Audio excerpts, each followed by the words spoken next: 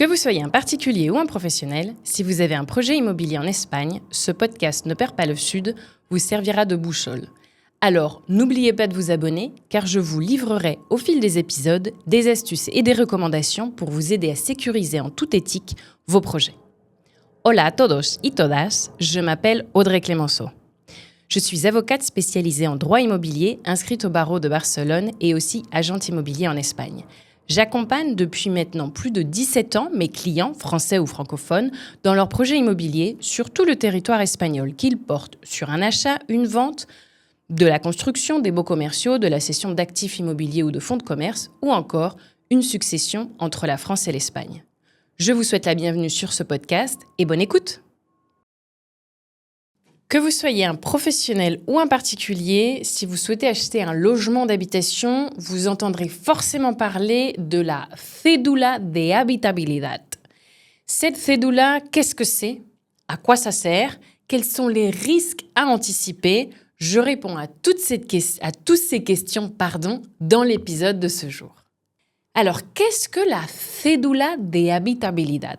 Déjà, littéralement, ça veut dire le certificat d'habitabilité. Alors, le mot habitabilité n'existe pas vraiment en français, mais c'est un certificat administratif délivré par la communauté autonome dans laquelle se trouve le bien immobilier qui atteste que ce bien est bien un logement et donc peut servir de logement, de résidence habituelle ou secondaire, peu importe, ou même pour de la location, mais que ce n'est pas un local.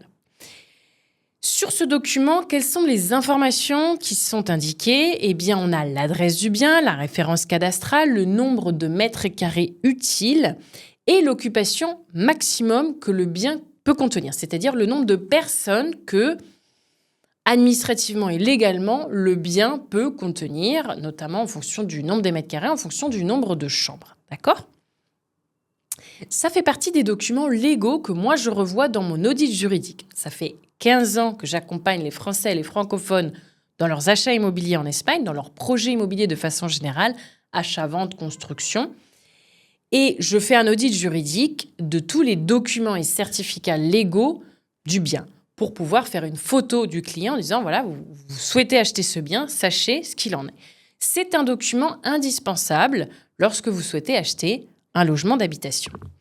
Attention, petite précision, ce document n'existe pas dans toutes les communautés autonomes. L'Espagne est un État qui est divisé en communautés autonomes, on entend plus en France le mot région, mais c'est géographiquement un découpage administratif de l'Espagne qui fait qu'il y a un droit local qui peut s'appliquer dans certaines communautés autonomes et dans d'autres pas. Dans certaines oui et dans d'autres pas.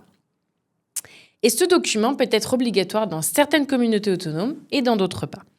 Il est obligatoire notamment dans la commune de la Catalogne, qui est la communauté autonome dans laquelle je travaille le plus, bien que je sois compétente sur la totalité du territoire espagnol, la péninsule ibérique, mais aussi les îles Canaries et Baléares. Donc, c'est pour ça que je sais que dans certaines communautés autonomes, c'est un document obligatoire et dans d'autres pas. Alors, à quoi sert la cédula de habitabilidad ? Eh bien, ça certifie qu'on est devant un logement d'habitation, que ce n'est pas un local. C'est un document administratif qui est totalement déconnecté de la réalité physique, de l'état physique du bien. Je vais vous donner des exemples. On peut avoir un super loft totalement renouvelé, réhabilité dans le Poblenou, qui est un quartier de Barcelone sans cédula. Pourquoi ? Parce que c'est un local commercial qui a été réformé en habitation, en logement. Et puis, à côté de ça, on peut avoir un vieil appartement dans Gracia qui a servi de logement pendant des années et des années où on a una cédula. D'accord ? Donc, c'est vraiment un document administratif qui est déconnecté de la réalité physique, mais c'est très important de l'avoir. Pourquoi ? Parce qu'on peut avoir des différences déjà de marché. La valeur de marché d'un bien qui a una cédula, on est sur une valeur de marché immobilier de l'habitation, mais un bien qui n'a pas de cédula, même si c'est un super loft entièrement refait à neuf dans le Poblenou, s'il n'a pas de cédula, on est sur un marché immobilier avec une valeur immobilière d'un local commercial ou d'un bureau qui n'aurait pas de cédula. Donc déjà, le prix va varier en fonction de si on a una cédula ou pas. D'accord ? Et puis en termes d'assurance, c'est différent aussi. Parce qu'on ne dort pas, on n'est pas censé dormir dans un bien qui est qualifié comme un local. Donc si vous dormez et vous utilisez en résidence habituelle un bien qui n'a pas de cédula, en termes d'assurance, ça peut avoir un impact en cas notamment d'incendie pendant la nuit, s'il y avait des gens qui dormaient ou pas. Ça, c'est important. En termes d'abonnement de services aussi, eau, électricité, gaz, Wi-Fi, eh bien, il y a des contrats différents parce que les compagnies vont vous demander est-ce que vous avez una cédula, est-ce que vous n'en avez pas, pour pouvoir vous faire un contrat. Et c'est très important aussi si votre investissement est fait avec un état d'esprit d'investissement locatif.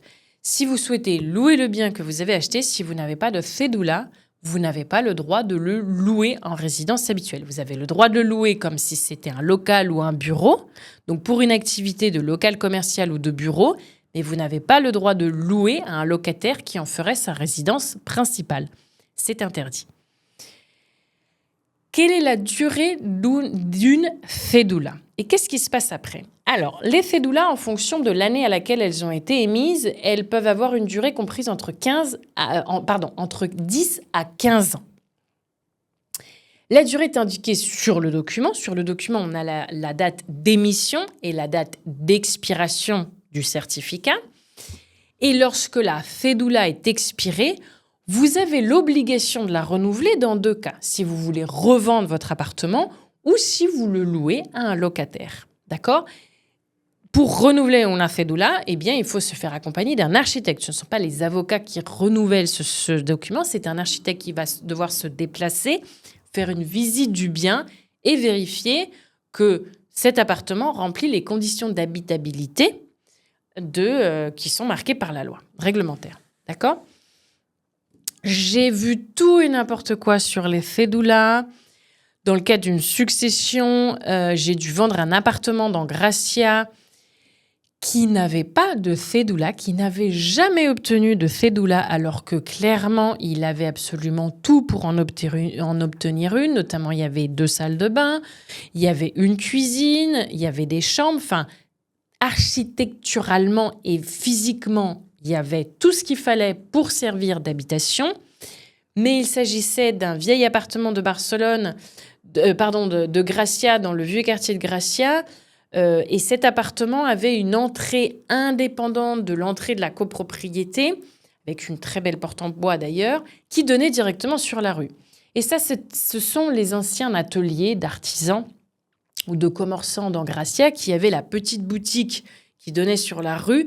Et puis derrière, dans ce qu'on appelait l'arrière-boutique, eh bien, l'artisan ou le commerçant vivait avec sa famille. Donc là, la personne qui avait acheté ce bien vivait dans la totalité de l'appartement. Il n'y avait plus du tout d'activité commerciale ou artisanale dans cet appartement. Donc, il l'avait toujours utilisé comme un appartement, mais il n'avait jamais fait la démarche de cédula puisqu'il n'avait jamais souhaité le vendre. Et au moment où il a souhaité le vendre, quand il est venu me voir, je lui ai dit que la première chose à faire, c'était d'obtenir cette cédula parce que cet appartement pouvait vraiment l'obtenir. Il y a des appartements qui ne peuvent pas obtenir de cédula, notamment si c'est un appartement qui est en sous-sol, parce que si les fenêtres, par exemple, ont la forme d'un soupirail et ce ne sont pas des vraies fenêtres, c'est la réglementation administrative qui prévoit ça, eh bien, très certainement, vous n'allez pas pouvoir obtenir de cédula. Et dans certains atticos, par attico, on entend le dernier étage, c'est un nom qu'on appelle ici en Espagne, l'attico, c'est le dernier étage de tout l'immeuble.